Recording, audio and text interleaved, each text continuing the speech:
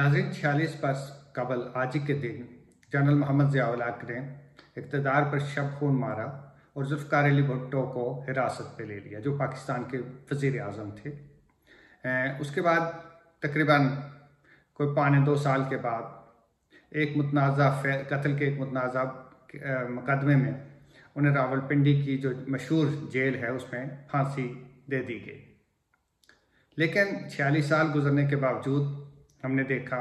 कि ज़ुल्फ़िकार अली भुट्टो जो है वो पाकिस्तानी सियासत में ना सिर्फ मौजूद हैं, ना सिर्फ ज़िंदा हैं, बल्कि बहुत सारे साल 90 की दहाई में तो हमने ये देखा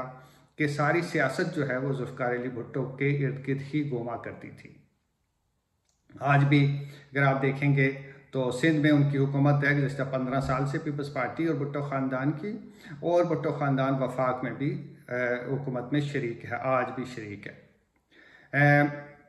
जो भुट्टो साहब के साथ जो कुछ गुजरा और जिस तरह से उन्हें फांसी दी गई, सियासी मंजरनामे से हटाया गया, उसके नतीजे में मुल्क के अंदर जो अथल पथल हुई, सियासी बहरान जो पैदा हुआ, उससे बहुत सारे सबक मिलते हैं। लेकिन आज की इस वीडियो में मैं सिर्फ 5 ऐसे जो सबक हमें, लेसन्स जो हमें मिलते हैं, उनके बारे में बात करूंगा, और जो बहुत ज़्यादा आज के हालात से भी मुंतबिक होते हैं। सबसे पहला लेसन मेरे नज़दीक ये है कि लीडर जो हैं वो लोगों के दिलों और दिमाग को इस तरह से मसख्खर कर लेते हैं कि वो दहाइयों तक उनके ऊपर हुक्मरानी करते रहते हैं, और उनके जो सियासी लीडरशिप के जो होती है वो एक तरह की, और सियासी जमातें भी एक तरह की सियासी असबियत पैदा कर देते हैं, और फिर वो एक कबीले की शक्ल अख्तियार कर जाते हैं, और लोग फिर उन्हें आसानी के साथ छोड़ने पे आमादा नहीं होते। दूसरा बड़ा सबक ये है कि सियासी लोग और जो सियासी जमातें हैं वो एक पॉलिटिकल प्रोसेस के ज़रिए से ख़त्म होती हैं या उनका मुतबादल पैदा होते हैं। जैसे कि अगर सियासी जमहूरी प्रोसेस चलता रहे, तसलसल से इलेक्शंस होते रहें, और शहरियों की सियासी और समाजी तरबियत होती रही, उनका शऊर बेदार होता रहे, अवेयरनेस बढ़ती रहे, तो आहिस्ता आहिस्ता उनमें समझ बूझ ऐसी पैदा हो जाती है कि वो बेहतर फैसला साजी करने के काबिल हो जाते हैं, और इलेक्शन के ज़रिए वो सियासी जमातों को बदल देते हैं। जैसे कि हमने इंडिया में देखा कि कांग्रेस बरसों दहाइयों तक हुकूमत में रही, लेकिन बिलाखिर बीजेपी पिछले तकरीबन 8-9 साल से हुकूमत में है। तीसरा लेसन जो मेरे नज़दीक है वो ये है कि सियासी जमातों को और ख़ास तौर पे सियासतदानों को अदालतों के ज़रिए, जुडिशरी के ज़रिए से सियासी सिस्टम से निकालने का ये कोई बेहतर कारगर नुस्खा नहीं है। ज़ुल्फ़िकार अली भुट्टो को इसी अदालतों के ज़रिए सियासी मंजरनामे से हटाया गया, लेकिन आज उनके बदतरीन जो मुखालिफिन हैं वो भी इसको एक जुडिशल मर्डर कहते हैं। जनरल ज़िया-उल हक जिन्होंने नवाज शरीफ के लिए कहा था कि मैं उन्हें अपनी ज़िंदगी दहन करने के लिए तैयार हूँ, वो भी इस फांसी की तायद नहीं करते और ना ही इसका कोई जवाब पेश करते, बल्कि इसके ऊपर अफसोस का इज़हार करते हैं। चौथा जो नुक्ता है, जो लेसन मैंने सीखा और मैं सोचता हूँ, मेरा ख्याल ये है कि नाजरीन को भी और पॉलिसी साजी में जो लोग इन्वॉल्व हैं उनको भी इस पर गौर करना चाहिए कि यकतरफा प्रोपेगेंडा और इख्तियारी मुहिम के ज़रिए जिन लीडरों को माजी में गद्दार करार दिया गया, मुल्क दुश्मन करार दिया गया,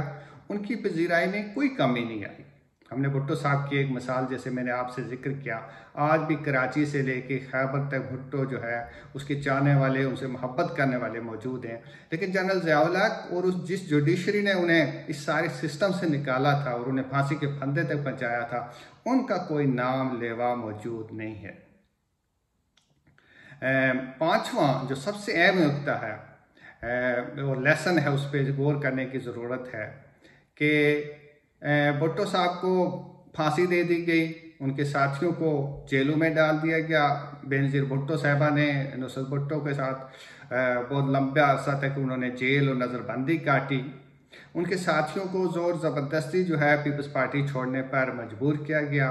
कहा जाता है कि 40 जावेद हाशमी साहब ने एक व्लॉग में कहा कि भुट्टो की जो मजलिस आमला थी उसके 40 अरकान में से 38 लोग जो हैं कदावर शख्सियत, जिनमें मौलाना कौसर नियाजी, मुस्तफ़ा काज, तोई साहब, बेशुमार दूसरे लोग थे, वो सारे पीपल्स पार्टी छोड़ गए थे। इसका मतलब यह है कि पीपल्स पार्टी की जो सवे अव्वल की सारी लीडरशिप थी वो पार्टी से निकल गई थी।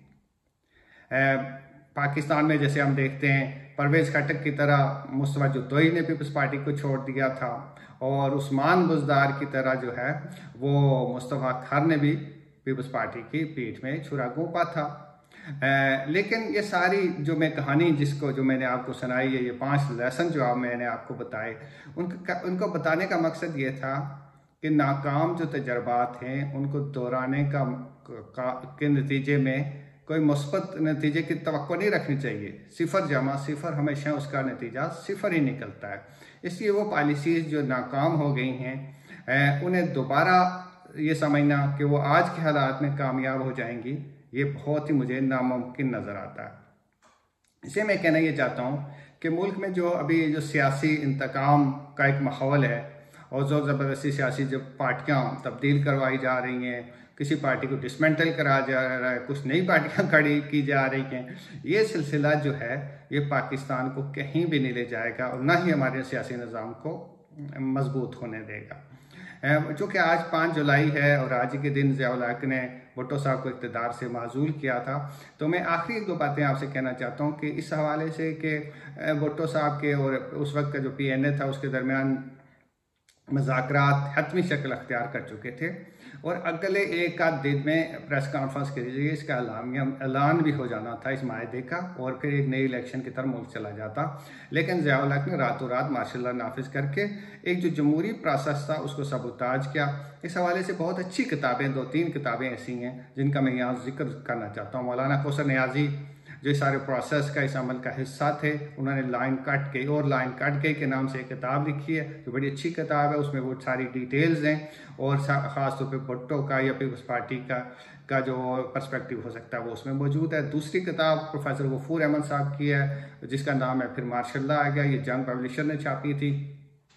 इस किताब में भी चूँकि प्रोफेसर गफूर अहमद मुज़ाकराती टीम का हिस्सा थे तो उन्होंने चश्मदीद वाक़यात बयान किए हैं। और तीसरी किताब जो है वो सरदार अब्दुल क़य्यूम खान साहब की है जिसका नाम है मुज़ाकरात से मार्शल लॉ तक। इस किताब में भी उस सारी तफसील और जोड़ तोड़ और पस पर्दा जो कुछ हो रहा था उसका जिक्र है, क्योंकि सरदार क़य्यूम साहब जो हैं वो PNA की तरफ से भी और ज़ुल्फ़िकार अली भुट्टो की तरफ से भी एक सालसी की मिशन पर थे। तो नाज़रीन, आप में से जो लोग किताबों से दिलचस्पी रखते हैं वो ज़रूर किताबें पढ़ें,